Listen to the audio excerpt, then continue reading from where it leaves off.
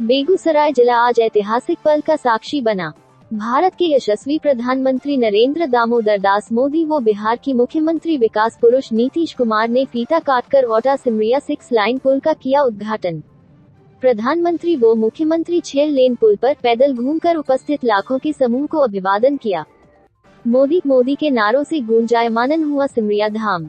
प्रधानमंत्री के साथ में मुख्यमंत्री, उप मुख्यमंत्री, बिहार के राज्यपाल, केंद्र की केंद्रीय मंत्रिमंडल की सदस्यगण एवं बिहार सरकार के मंत्री और विधायक इस अवसर पर उपस्थित थे। 6 लेन पुल का उद्घाटन होते ही झूम उठा पूरा बेगूसराय जिला। बरौनी बेगूसराय संवाददाता महंत राम जीवन दास की रिपोर्ट। ओटा सिमरिया 6 लेन पुल का उद्घाटन होते ही बेगूसराय आज ऐतिहासिक पल का साक्षी बना।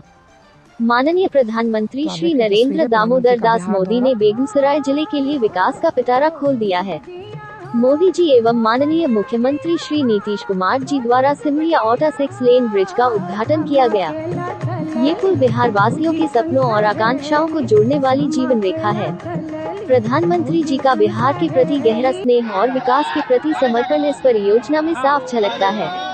बेगूसराय की धरती से हम सभी जिले के वासी माननीय प्रधानमंत्री श्री नरेंद्र मोदी जी को हार्दिक आभार प्रकट करते हैं कि उन्होंने बिहार को ये भव्य उपहार देकर जिले वासियों को गौरवान्वित कर दिया है। ये 6 लेन पुल आने वाली पीढ़ियों को विकास, समृद्धि और आत्मनिर्भरता की नई राह दिखाएगा।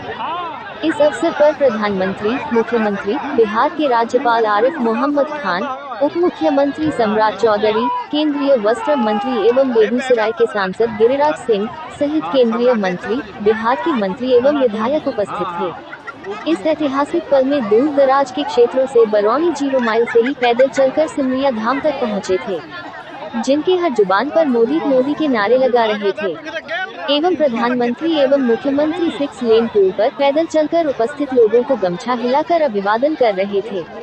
प्रधानमंत्री करीब 37 मिनट तक ब्रिज पर पैदल चले। मोदी जी ने गया जी से ही 13,000 करोड़ की योजनाओं की शुरुआत की। मगध यूनिवर्सिटी के कैंपस में अपने 34 मिनट के भाषण में उन्होंने कांग्रेस और राजद पर जमकर निशाना साधा और केंद्र सरकार एवं बिहार सरकार की उपलब्धियों को गिनवाया। उन्होंने आतंकवाद और घुसपैठ पर भी अपनी बात कही। प्रधानमंत्री ने कहा कि हम घुसपैठियों को देश से बाहर निकाल कर रहेंगे। घुसपैठियों को भारतवासी के ऊपर डाका डालने नहीं देंगे। कांग्रेस और आरजेडी घुसपैठियों के साथ हमेशा खड़े रहते हैं। उन्होंने कहा कि पहले कुछ लोग जेल में बैठकर फाइलों पर हस्ताक्षर करते थे, लेकिन हमने एक ऐसा बिल लेकर आए हैं, इसके दायरे में पीएम और सीएम दोनों आएंगे। कांग्रेस और राजद को जनता के पैसों से मतलब नहीं रहा। उनका मकसद अपनी तिजोरी भरना है। जनता के सुख और दुख, मान सम्मान से इन दोनों पार्टियों को कोई मतलब नहीं रहा है।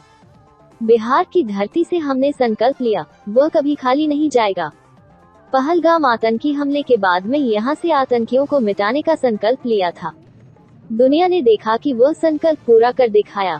आतंकवादी चाहे पाताल में ही क्यों ना हो, कहीं भी छुप जाए, भारत का मिसाइल उन्हें दफनाकर दम लेगी।